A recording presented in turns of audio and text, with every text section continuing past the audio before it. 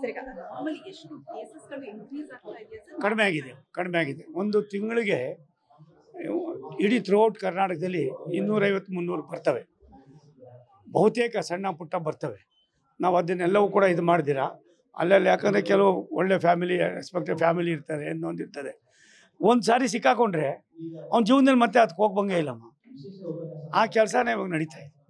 ನಾನಂತೂ ಮರ್ಸಿಲೆಸ್ ಆಗಿ ಎಷ್ಟು ಜನ ನ್ಯೂಸೆನ್ಸ್ ಇತ್ತು ಅಂದರೆ ನೀವು ನೋಡಬೇಕು. ಇತ್ತೀಚೆಗೆ ಆ ಕಂಪ್ಲೇಂಟೇ ಕಡಿಮೆ ಆಗ್ತಾಯಿದೆ. ಏನಾಗಿದೆ ದುರಂತ, ಸಣ್ಣ ಪುಟ್ಟ ಬಡವರು ಕೂಡ ಈ ಟ್ರೈನಲ್ಲಿ ಓಡಾಡ್ತಾರೆ. ಮತ್ತು ದುಡ್ಡಿಗೆ ಯಾರು ಕೂಡ ಆದ್ಯತೆ ಇಲ್ಲ ಇವತ್ತು.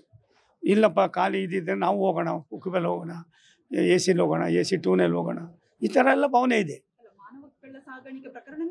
ಜಾಸ್ತಿ ಕಾಸ್ತಿ ಇಲ್ಲ ಅಷ್ಟಲ್ಲ, ಟೋಟಲಿ ಮಾನವ ಕಳ್ಳ ಸಾಗಾಣಿಕೆ ಭಾರಿ ಬೀಗರಿದೆಯಮ್ಮ. ನಾವು ಯಾಕೆ ಇದಕ್ಕೆ ಆದ್ಯತೆ ಕೊಟ್ಟೋ ಜಾಸ್ತಿ ಅಂದರೆ ಏರ್ಪೋರ್ಟ್ನಲ್ಲಿ ತಂದೆ ಆದಂಥ ಸೆಕ್ಯೂರಿಟಿ ಇದೆ, ಬೇರೆ ಬೇರೆ ಇದೆ. ನಮ್ಮಲ್ಲಿ ರೈಲ್ವೆ ಇಟ್ ಈಸ್ ಓಷನ್, ಈ ಸಮುದ್ರ ಇರುವಾಗ ಇದಕ್ಕೊಂದಷ್ಟು ಅನುಕೂಲ ಆಗಲಿ ಅನ್ನೋ ದೃಷ್ಟಿಯಿಂದ ನಾವು ಅದನ್ನು ತುಂಬ ಎಷ್ಟು ಮಟ್ಟಿಗೆ ನೀವು ಯಾವುದೇ ಇದ್ರಿಗೆ ಹೋಗಿ ಇವತ್ತು ಸೆನ್ಸಾರ್ಗಳು ಹಾಕಿದ್ದೀವಿ. ಪ್ರತಿಯೊಂದು ಕೂಡ ಅದರಿಂದನೇ ಹೋಗಬೇಕು ಅಂತ ಆಯ್ತದೆ.